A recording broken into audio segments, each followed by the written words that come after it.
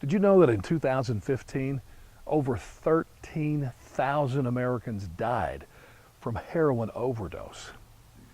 And what's even worse about this stat is they say that close to 90% of heroin comes into this country across our southern border with Mexico.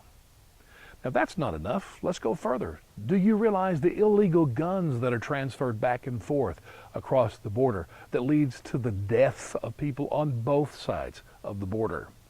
And one of the most despicable activities ever, it's called human trafficking. Literally, it makes slaves of people. They estimate that upwards of near 20,000 people a year come across the southern border as slaves. Now, here's the reality. Do you know how drugs get across the border? It's carried into this country by undocumented immigrants. The same is true for guns and even slaves.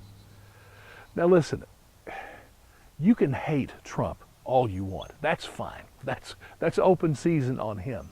But to oppose the deportation of undocumented immigrants, criminal undocumented, to deny any effort at securing our southern border. Listen, as far as I'm concerned, you're not charitable. You're not a humanitarian. You have the blood of Americans on your hands. And even the undocumented that come across, the liberals make it sound like they're just fun-loving people trying to find a job.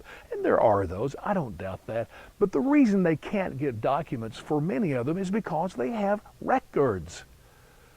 So every one of us wants to feed the poor. We want to extend a helping hand, especially to people whose lives are threatened under the governments they live under or they can't make ends meet.